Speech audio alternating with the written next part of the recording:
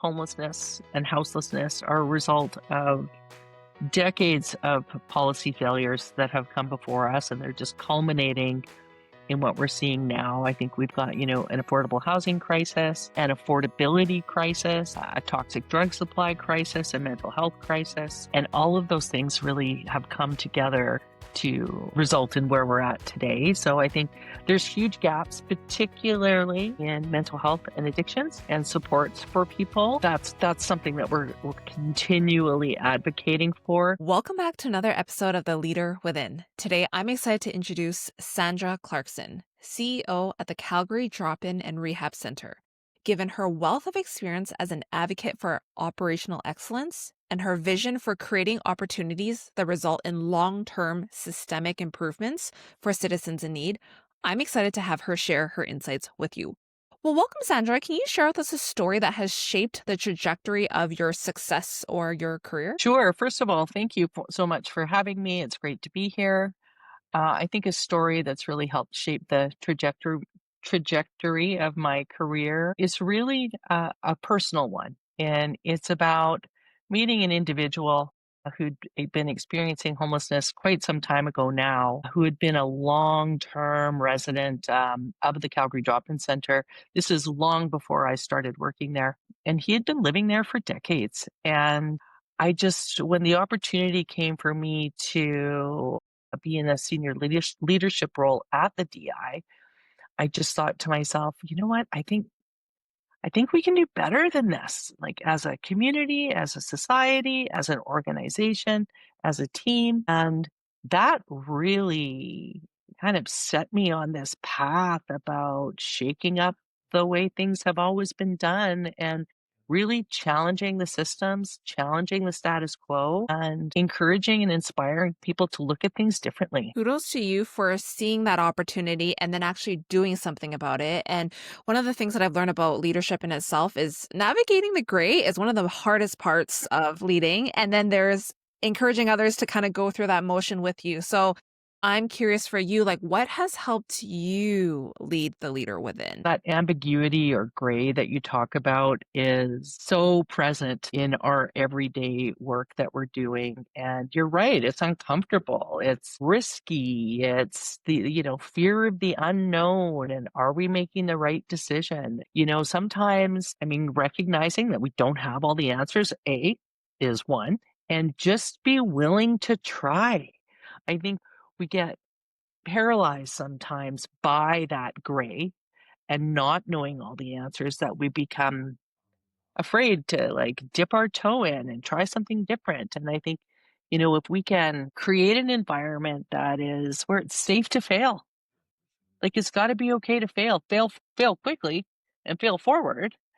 But if you truly want to create an environment of learning and improvement and development, that absolutely has to be a critical component there. And that is all gray. And how have you been able to do that for yourself? Because personally speaking, I'm like, it all makes sense.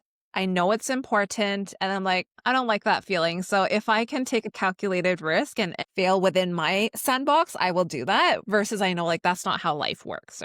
Well, it's a great question. I think, it makes me think of I was going through a pretty significant career shift. I had been with a private firm for 16 years. I likely could have retired there, but needed to make a change, just needed to make a change. And I didn't know what that was. I didn't leave for another opportunity.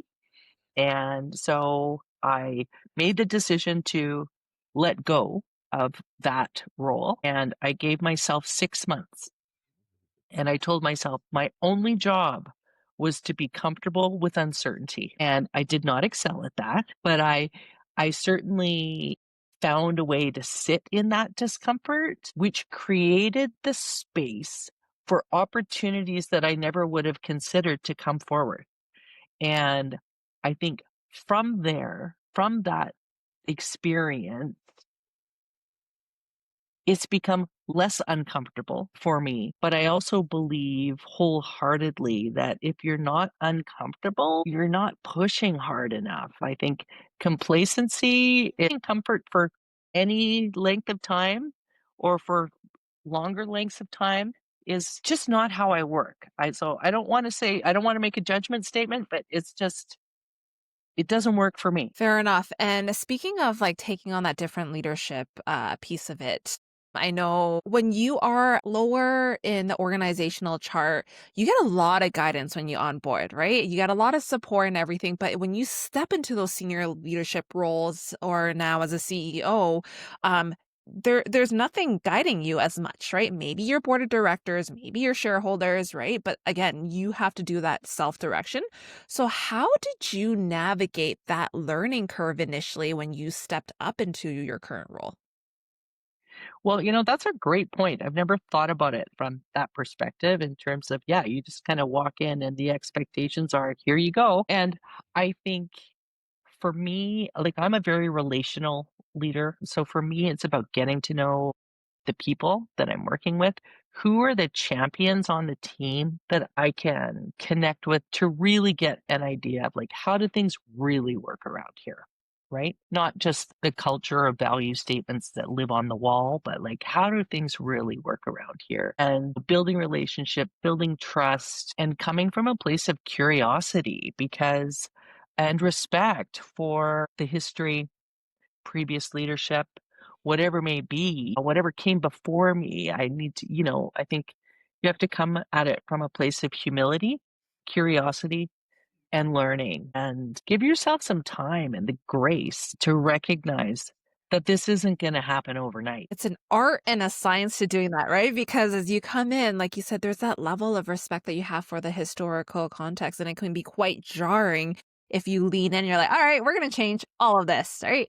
And so for the resistors to change or the resistors to some of the concepts that you've had to bring onto the table, how did you lead through that? Well, I mean, the reality is there's going to be some resistors that never come along. Right. And you don't want to spend your resources and time trying to convince those who have no intention of being convinced to come along. Like sometimes you do need to make changes when people become obstacles to the progress for whatever reason.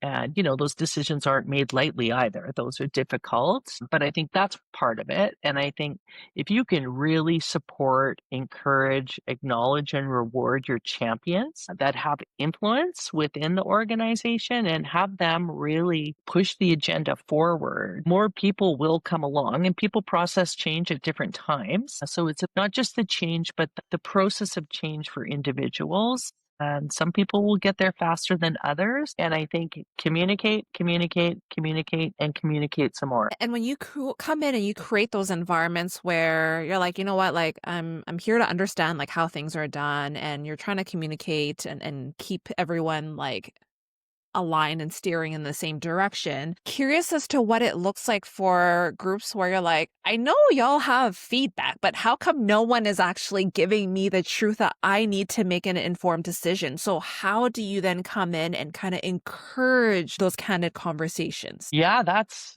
a great question. I think, one of the things that we did early on, I mean, first of all, in any organization, one of the things that you're going to hear is that leadership needs to work on is communication. Hands down. It's probably one of the hardest things as humans for us to do well. So I think creating lots of opportunities, it doesn't all have to be formal dialogue either, right? I think, like I did the beginning, I did like coffee chats, just like open office hours where anybody could drop by for any reason. No question was off the table. I think being seen, being visible, building that trust, with the title, there is a huge power dynamic sometimes. And how can you make yourself not just appear to be approachable, but actually be approachable? Right. And I think that authenticity is really important. And you really, in our organization, like I'm so mission driven that I think people see that. And that is a bit of an icebreaker, to be honest, because The people that work in this field, it's not just a job. People are really dedicated to the cause, to the mission, to the people. And when they see that we're all in it together, I think that helps break down some of those barriers, but also lots of different channels. We have an anonymous Ask Sandra Anything. We've now changed it to Ask Us Anything. So it goes to all of senior leadership, but it's an anonymous channel that people can ask any question they want, and we respond to each and every one of them unless they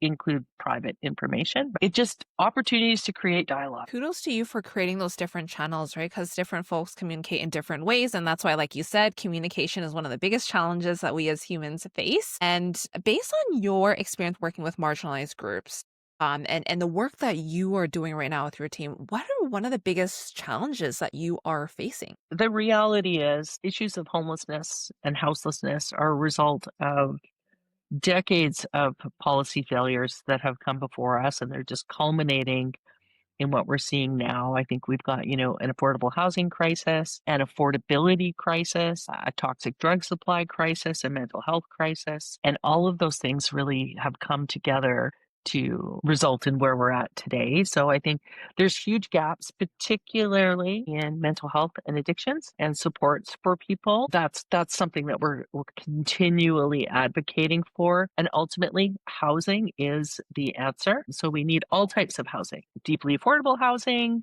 long-term care, the whole continuum is needed. And so those are some significant gaps. And I think, right now in society, we're seeing a lot of, I think, compassion fatigue and much less tolerance for visible homelessness. So, you hear about a lot of NIMBYism, even to build affordable housing. People don't want that. Not in my backyard, right? And I think what people in society, community have to understand is when you're saying no, what are you saying yes to, right? And so when you're saying not in my backyard, you're actually saying yes to more visible homelessness, yes to an increase in social disorder, yes to more encampments. You can't have one without the other. And so how do we help create a community where everybody's welcome?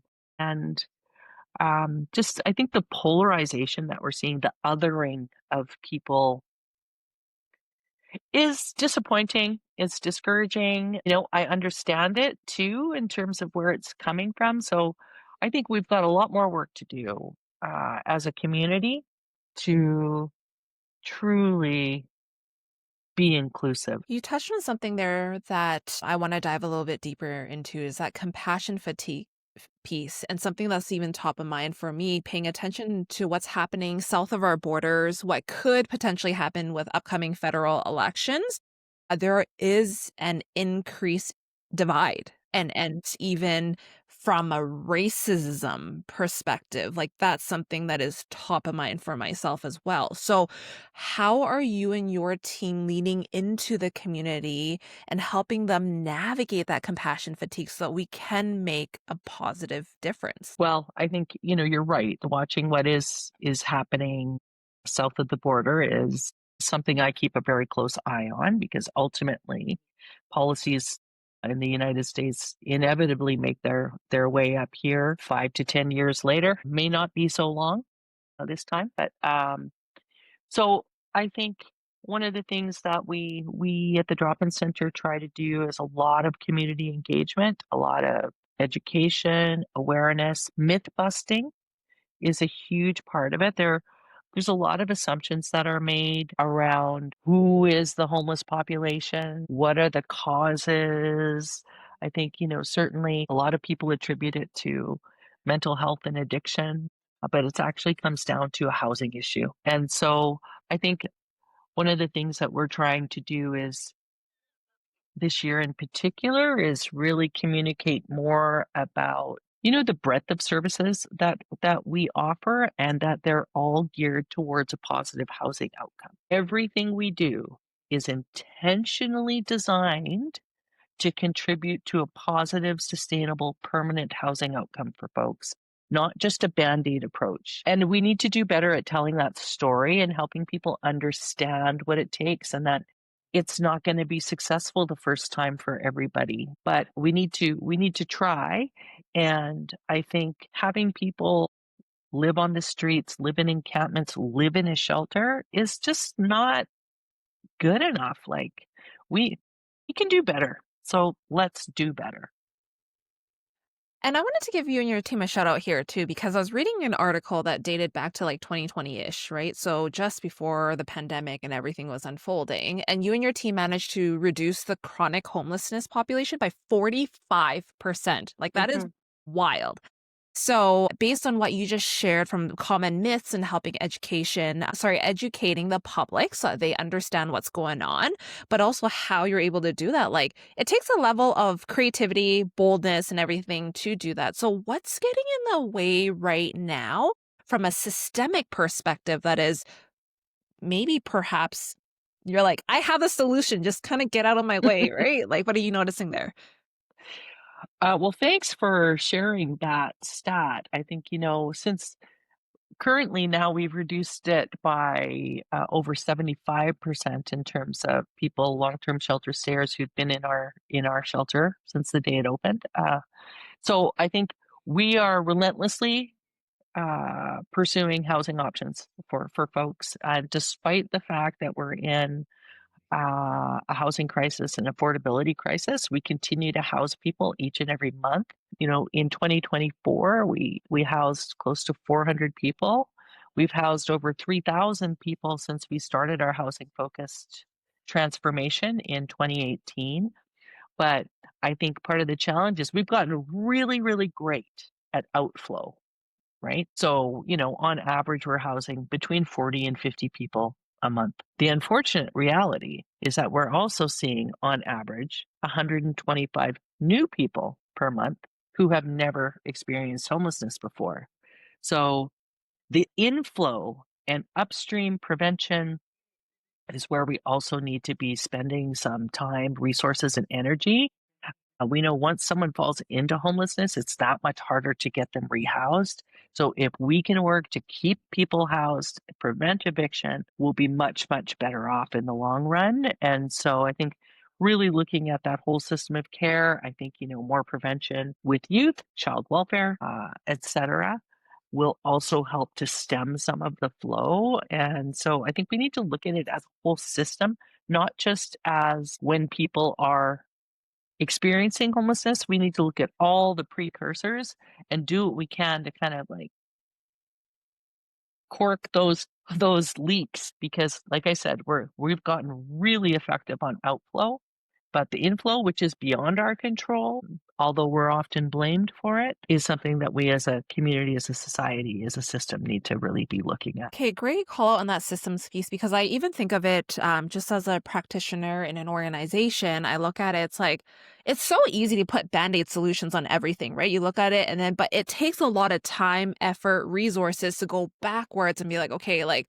what are all the connecting pieces that impacted this? Because if we actually could fix that, everything downstream will fall, Mhm, right? But mhm. again, it's time, money, which fire is burning the brightest, right?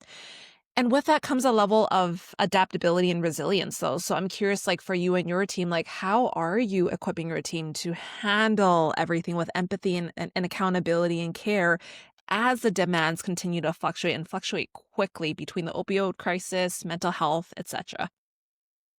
Well, I think, we're nothing without our staff.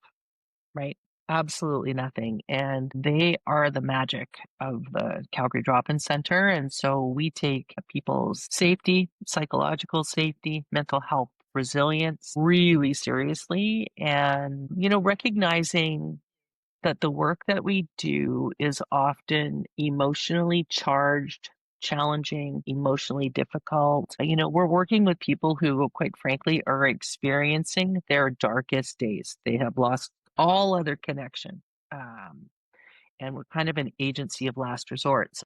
So recognizing that, we have a lot of training around mental health first aid, psychological first aid. We take psychological health and safety very seriously.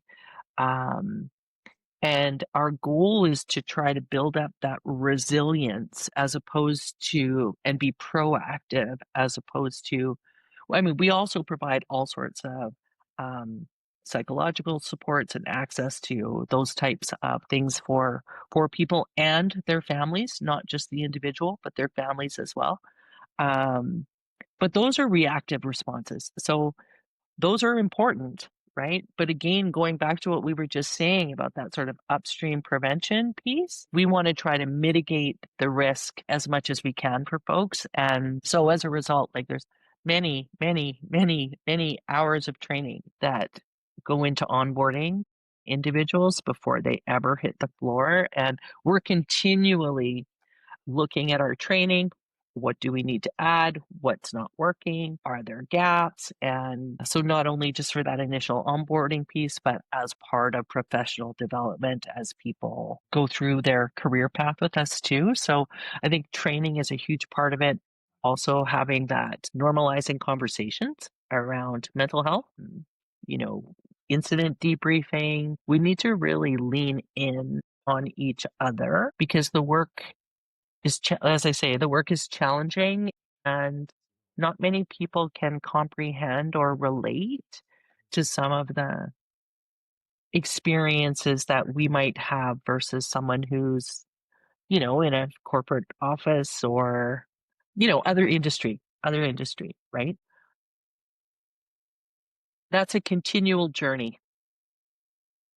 I can fully appreciate that. And something that comes to mind as you share that is I think there's a level of interconnectedness between when you do have these folks outflow, right? Like leave your program or your facility, there's a level of behavioral sustainment required, right? Like putting aside systemic, right? Because there are so many factors. I Mhm. fully acknowledge it's not like a clear black and white situation.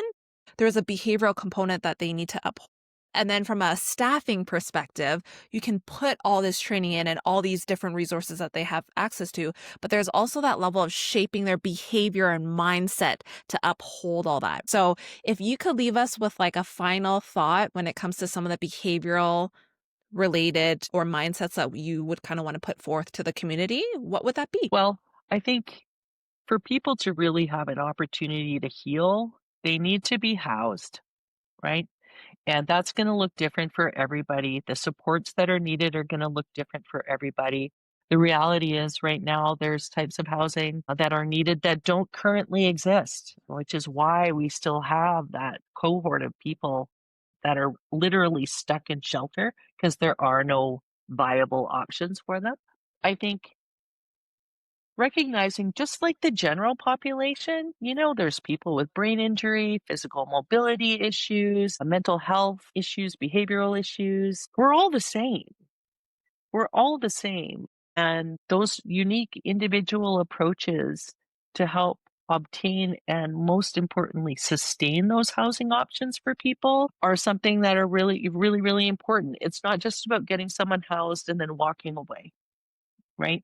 And it's about getting them housed in the appropriate setting with the appropriate supports so that they can maintain their housing. So I wish I could say there was one path that worked for everybody. It doesn't, just like real life, but I think housing ultimately is the answer to many of those issues.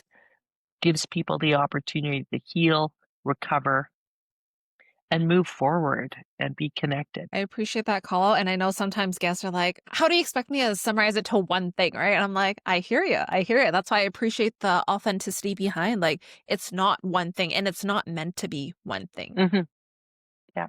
As we slowly wrap up our conversation, one of your greatest strengths is relationship building. So, how are you fostering collaboration among competing parties across the government, nonprofits, community groups, etc., so that you can achieve a shared goal and ultimately create a better society for folks, right? And help others heal, etc. Collaboration is where it's at, right? I mean, these are difficult, social, complex problems. No one agency, no one ministry of government is going to be able to fix this on their own. And so if we put the people that we're trying to serve or that we are serving at the center of everything that we're doing, I think we may be able to like leave our egos at the door, get out of a scarcity mindset and align on the same end goal. I think, we often all want the same end goals. We may have different ideas about how to get there. And how can we find our piece in the puzzle that we're really good at so we can leverage each other's respective strengths for the support of the end user? And that's, I mean, to me, that's the way you do it. And you come in open and without judgment, and some partnerships are going to work and some aren't, and that's okay. And some people are going to want to collaborate and some people just aren't there yet. And just like those resistors, work with the people who want to move things forward. Others will come along when they see the momentum happening. And yeah, we have to continually be adapting because our environment is continually adapting. The needs of those we serve is continually adapting. And we cannot be all things to everybody. It becomes so diluted, you're not having any impact whatsoever. So I think let's be smart, in on each other's strengths, leverage those strengths, and try to close the gaps wherever we can. What a beautiful way to bring that all together. And my last question to you is, what's top of mind for you right now? Support more affordable housing. That is the answer to homelessness. But let's really create communities where everybody is welcome, and poverty should not be something that excludes you from participating. Thank you for leaving us with that thought because, like I said, you think about it, paying attention to everything that's happening. My fear is that if history repeats itself, there's going to be a continually increased divide amongst folks versus if we choose to lean in and understand that if that is going to be a possible outcome, let's go the other way and work together, right? So, Sandra, thank you so much for sharing your story and your insights. I really appreciate it. And to everyone else that's tuned into another episode, thank you so much for your time and attention. It means more to me than you'll know. And I can't wait to stay in touch with you on my next episode. Till then, stay safe.